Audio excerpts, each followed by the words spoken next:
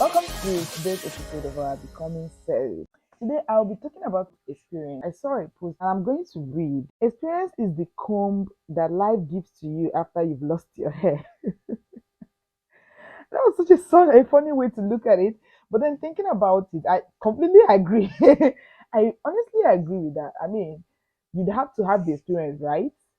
Before you know what you should have done, right? So it's more like medicine after death. Yeah, sometimes you get an experience and you cannot even trace back, you can't even go back, you can't undo what you've done, and you finally have the experience. What role does experience have to even play in your becoming, in our becoming, right? What role has experience played in my own becoming? What does experience do for you? Experiencing something, going through something, it teaches you lessons, it teaches you life lessons the very hard way. Like you learn it and you're so the lessons nobody needs to tell it to you. You're so you can feel it. You can really feel it. So what life lessons have you what hard life lessons have you learned and you feel that you wish you didn't have to go through that? You wish maybe just somehow you heard about it and avoided it. In fact, that is even why we're doing this. That's why I'm doing this YouTube channel, right? So that people can also learn from my own experiences, good or bad. You can learn and help you to make better decisions. You don't have to wait to learn from your own experience. That is one lesson I've learned so far in life.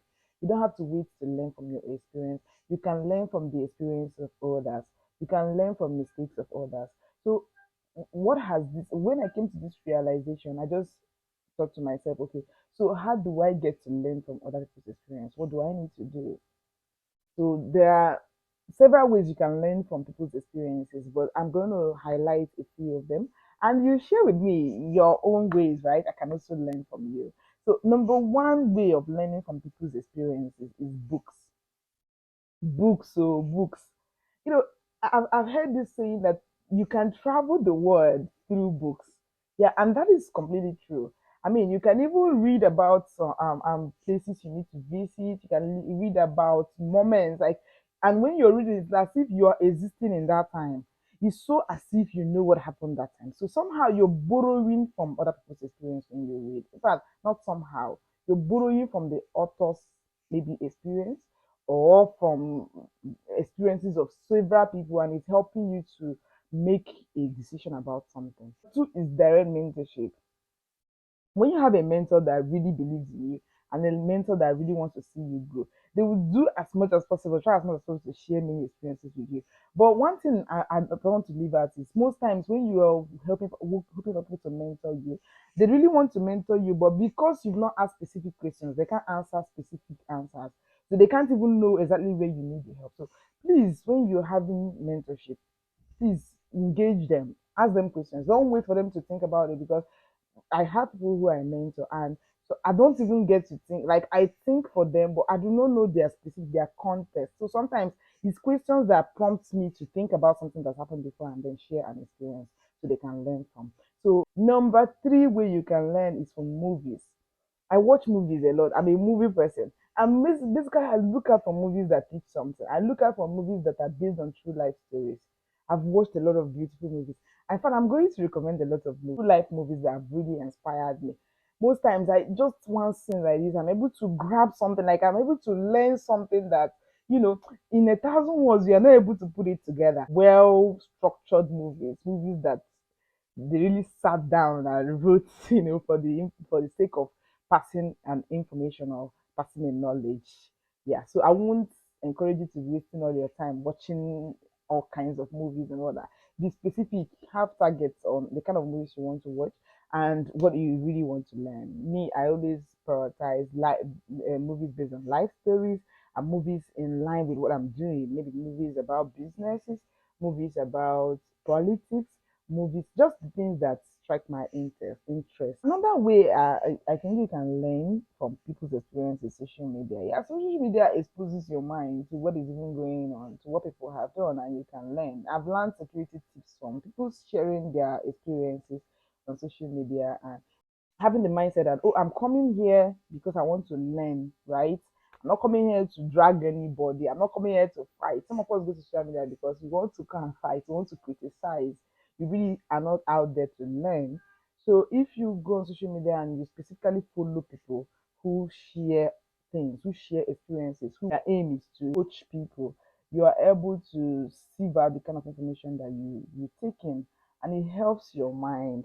So one thing I want you to do, I'm also going to be recommending to everybody who is watching this video, is to be intentional about your social media. Don't be a person that just goes out there to consume everything, because it's toxic out there, really, believe me. And for me, it gets really tiring because there's so many information, so many things happening there. And so narrow down your circle, what you consume. Because really, I realize that if I'm on social media and I'm hearing a particular sort of music, I'm going and scrolling, it just lives rent free on my head, and I'm beginning to talk about, like, sing about it. So where you are and the kind of people that you converse with actually inspires or changes, your setting, your kind of, it doesn't happen immediately, a gradual thing. So I'm intentional about sieving my circle. So when I'm on social media and I see a content that doesn't relate to what I really want to see, I don't even used to waste time, I immediately block it. So I let the algorithm notice that I don't like this kind of content. So kind of it sieves the content. So my friend has gone through my social media once and I was like, how are you able to have this kind of rich content on social media?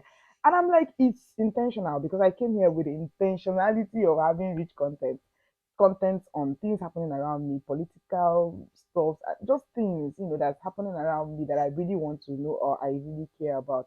So that way I'll just be getting things like that on my feed. So that's one way you can see social media to help you to build your experience. So when I say I have experience in this, it doesn't necessarily mean that it happened to me.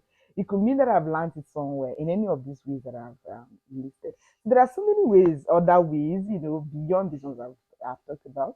So please share with us, what other ways do you learn? Oh, finally, the one I didn't talk about is mostly the one that we ignore.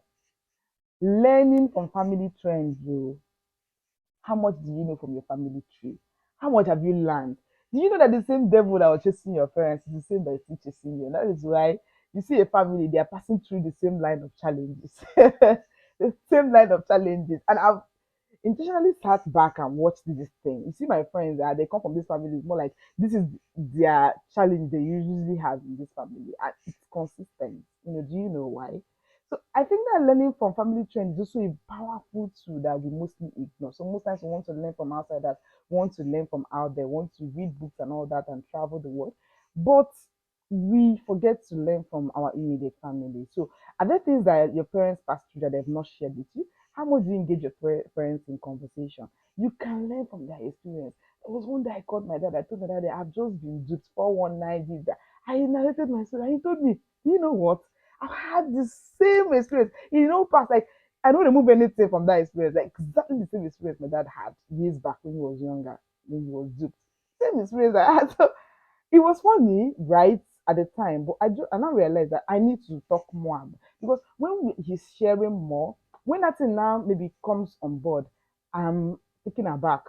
I kind of learn from his own experience and avoid something that can go wrong. Do you understand? So learning from your family, how much do you engage your grandparents if they're still alive, your parents, your siblings, learn from their experiences. Thanks for listening to my tips on experience. I'm going to be sharing more, but before then, I want to hear from you. What other tips, what other ways you learn from other people's experience? So I'm also going to be sharing about having your own experience in the next episode. But what other tips do you have beyond these five that I've mentioned that works for you, and are ways that you learn from other people's experience so that you don't have to make the same mistakes that they've made? So kindly share your thoughts in the comment section, and I will really be looking forward to hearing your feedbacks. And thanks for watching, and I'll see you in the next episode.